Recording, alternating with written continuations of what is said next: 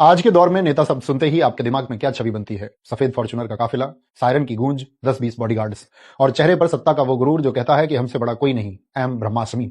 मैं ही सब कुछ हूं। आज हम उस दौर में जी रहे हैं जहां राजनीति सेवा नहीं बल्कि शक्ति प्रदर्शन का जरिया बन गई है। रैलियों में भीड़ तो बहुत है, पर उस भीड़ में लोगों का विवेक कहीं खो गया है। लेकिन प्यारे साथियों, जरा ठहरिए, इतिहास के पन्ने पलटिए और चलिए 3 दिसंबर 1884 की तारीख पर, जब बिहार की मिट्टी में एक ऐसे बच्चे ने जन्म लिया जिसने पूरी दुनिया को बताया कि असली राजा वो नहीं जो सिंहासन पर बैठकर राज करे, बल्कि वो है जो सिंहासन पर बैठकर भी फकीर बना रहे। मैं बात कर रहा हूं देश रत्न डॉक्टर राजेंद्र प्रसाद जी की। डॉक्टर राजेंद्र प्रसाद जी ऐसे व्यक्ति थे जिसकी एग्जाम कॉपी चेक करते समय परीक्षक ने उनकी कॉपी में लिखा था, the examinee is better than the examiner, यानी परीक्षार्थी परीक्षक से कहीं ज्यादा ज्ञानी है।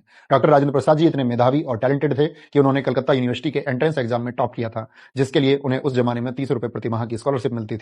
उन्होंने लॉ में मास्टर्स किया और वहां भी गोल्ड मेडल हासिल किया। पढ़ाई में तो उनका कोई मुकाबला नहीं था। वे चाहते तो अंग्रेजों की गुलामी करके करोड़ों कमा सकते थे, ऐसो आराम की जिंदगी जी सकते थे, लेकिन उन्होंने क्या चुना?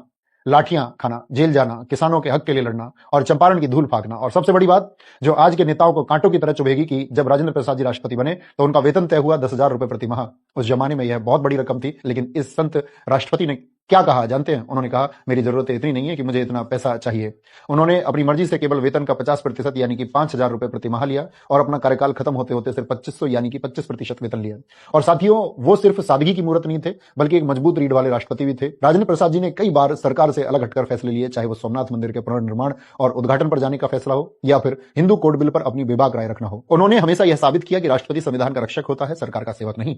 आज जब नेता शपथ लेते ही अपनी सुख सुविधाओं के बिल पास करवाते हैं, तब राजेंद्र प्रसाद जी की यह सादगी और निडरता किसी चमत्कार से कम नहीं लगती। पूरे 12 साल वो राष्ट्रपति भवन में रहे, जहां दुनिया भर की विलासिता, सुख सुविधाएं उनके कदमों में हो सकती थी, लेकिन फिर भी उन्होंने सादगी को चुना। जब वे रिटायर होकर निकले तो उनके पास ना कोई बंगला था, ना कोई महंगी गाड़ी थी। वो रिटायरमेंट के बाद सीधे पटना के सदाकत आश्रम गए। एक सीलन भरा कमरा, टूटी हुई खाट और फटे हुए मौजे, यही थी भारत के पहले राष्ट्रपति की कुल जमा पूंजी। और आज 3 दिसंबर उनके जन्मदिन पर मेरा सवाल देश के उन युवा और लोगों से है जो नेताओं की गाड़ियों के पीछे भागते हैं, नेताओं के बहकावे में आकर सोशल मीडिया पर अंधभक्त बनकर धर्म जात पात के नाम पर अपने भाई बंधु को गालियां देते हैं। इस देश में जो जितना बड़ा भ्रष्टाचार करे वो उतना बड़ा नेता होता है। याद रख लेना, इतिहास गाड़ियों के मॉडल और बंगलों का साइज नहीं याद रखता है, इतिहास चरित्र याद रखता है। राजेंद्र प्रसाद जी के पास दौलत नहीं थी, लेकिन उनके पास नैतिकता थी। और जिस दिन इस देश का युवा नेताओं में दौलत के बजाय नैतिकता ढूंढना शुरू कर देगा, उनसे सवाल पूछना शुरू कर देगा, यकीन मानिए उस दिन हमें डॉक्टर राजेंद्र प्रसाद जी के सपनों का भारत मिल जाएगा। तो आज खुद से वादा कीजिए कि हम किसी की बातों में नहीं आएंगे। कभी भी फैसला लेने से पहले हम अपने विवेक का इस्तेमाल करेंगे। हम भक्त नहीं बल्कि जागरूक नागरिक बनेंगे, क्योंकि देश को शोर मचाने वालों की नहीं, सादगी से देश हित में काम करने वालों की जरूरत है। आज सादगी की मूर्त डॉक्टर राजेंद्र प्रसाद जी के जन्मदिन पर मेरा उनको नमन। जय हिंद, जय माता।